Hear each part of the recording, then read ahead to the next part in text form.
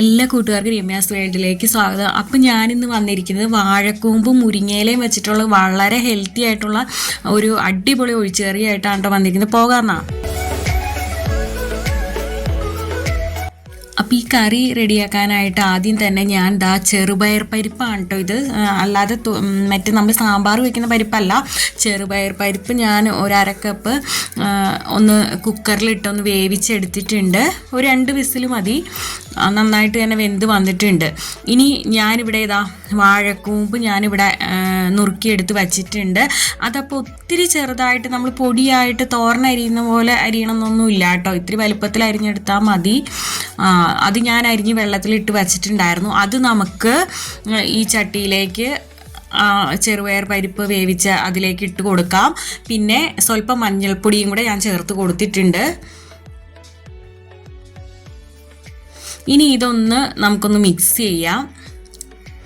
എന്നിട്ട് സ്വല്പം വെള്ളവും കൂടെ ഒഴിച്ചിട്ട് നമുക്കിതൊന്ന് വേവിച്ചെടുക്കാം കേട്ടോ. പെട്ടെന്ന് തന്നെ ഇത് വെന്ത് കിട്ടും, അറിയാലോ, വാഴക്കൂമ്പാണല്ലോ.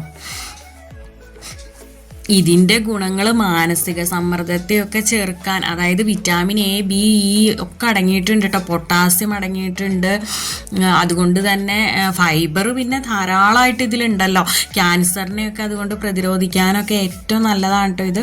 ഇനി നമുക്ക് ഇതിലേക്ക് അരപ്പ് റെഡിയാക്കാനായിട്ട് തേങ്ങ ചിരവിയത് എടുത്ത് വച്ചിട്ടുണ്ട്. അത്രയും വേണ്ട, നമുക്ക് സ്വല്പം ലാസ്റ്റ് വറുത്തിടാനുണ്ട് കേട്ടോ തേങ്ങ, അതാണ്. പിന്നെ 2 ചെറിയ ഉള്ളി, 3 പിരിയൻ മുളകാണ് കേട്ടോ ഞാൻ എടുത്തിരിക്കുന്നത്. പിന്നെ 2 പച്ചമുളകും ചേർത്ത് കൊടുക്കുന്നുണ്ട്. ജീരകവും കുരുമുളകും ചേർത്ത് കൊടുക്കുന്നുണ്ട്. ഇനി ഇത് നമുക്കൊന്ന് അരച്ചെടുത്തുകൊണ്ട് വരാം കേട്ടോ.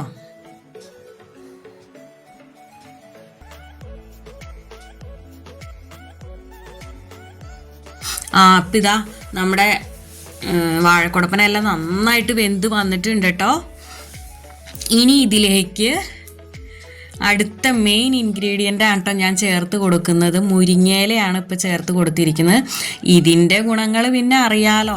ഇലക്കറികൾ നമ്മൾ ആഴ്ചയിൽ ഒരു 2 ദിവസമെങ്കിലും നിർബന്ധമായിട്ട് നമ്മുടെ ഭക്ഷണത്തിൽ ഉൾപ്പെടുത്തേണ്ടതാണ് കേട്ടോ. കണ്ണിൻ്റെ ആരോഗ്യത്തിന്, ചർമ്മത്തിൻ്റെ ആരോഗ്യത്തിന്, പിന്നെ പ്രഷറൊക്കെ ഉള്ളവർക്ക് ഇത് കഴിക്കാട്ടോ. അതുപോലെ ഷുഗർ ഉള്ളവർക്കൊക്കെ ഇത് ഒത്തിരി നല്ലതാണ്. ഹൈ BP ഒക്കെ ഉള്ളവർ മുരിങ്ങയില കഴിച്ചാൽ ഒത്തിരി നല്ലതാണ് കേട്ടോ. മുരിങ്ങയില ചേർത്തപ്പോൾ ഉപ്പ് ചേർത്ത് കൊടുത്തായിരുന്നു കേട്ടോ. ഇപ്പം ഇതാ നമ്മൾ അരച്ചെടുത്ത അരപ്പ് നമ്മൾ ഇതിലേക്ക് ചേർത്ത് കൊടുക്കുന്നുണ്ട്. സ്വല്പം വെള്ളവും കൂടെ ചേർത്ത് നമുക്കിതൊന്ന് നന്നായിട്ട് ഇളക്കി ഒന്ന് മിക്സാക്കി കൊടുക്കാം. ഇതും കൂടെ ജസ്റ്റ് ഒന്ന് തിളച്ച് വരട്ടെ കേട്ടോ. ഒത്തിരി അങ്ങ് ആവണ്ട. അപ്പോഴത്തേക്ക് നമുക്ക് തേങ്ങ, ഞാൻ പറഞ്ഞില്ലേ, തേങ്ങ ചിരവിയത് സ്വല്പം മാറ്റി വെക്കാമെന്ന് പറഞ്ഞില്ലായിരുന്നോ ലാസ്റ്റ് നമുക്ക് വറുത്ത് ചേർക്കാനാണ്.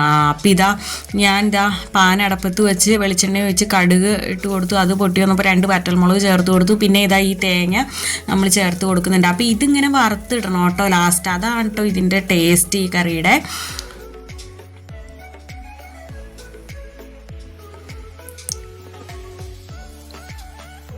അപ്പോൾ നന്നായിട്ട് മൂത്ത് വന്നിട്ടുണ്ട്. അപ്പോൾ ഇനി ഇത് നമുക്ക് കറിയിലേക്ക് ചേർത്ത് കൊടുക്കാം. അങ്ങനെ നമ്മുടെ വാഴക്കുടപ്പനും മുരിങ്ങയിലയും കൂടെ ഉള്ള എരിശ്ശേരി ഇവിടെ റെഡി ആയിട്ടുണ്ട്. അപ്പോൾ ഇങ്ങനെ ഉണ്ടാക്കി നോക്കാത്തവർ ഉറപ്പായിട്ടും ഉണ്ടാക്കണം കേട്ടോ. അടിപൊളിയാണ്, നല്ല ഹെൽത്തി കറിയാണ്, നല്ല ടേസ്റ്റിയാണ് കേട്ടോ. അപ്പം മുരിങ്ങയിലയുടെ ഗുണങ്ങളല്ലേ നമ്മൾ പറഞ്ഞു വന്നത്. അപ്പോൾ കുട്ടികൾക്കൊക്കെ ഇത് ശരീരപുഷ്ടിക്ക് നെയ്യ് ചേർത്തൊക്കെ ഇതിങ്ങനെ കൊടുക്കാറുണ്ട് കേട്ടോ പണ്ട്. അതുപോലെ തന്നെ തിമിരം മാറാനൊക്കെ ആയിട്ട് മുരിങ്ങയില നീരിൽ തേൻ ചേർത്ത് കഴിക്കാറുണ്ട്.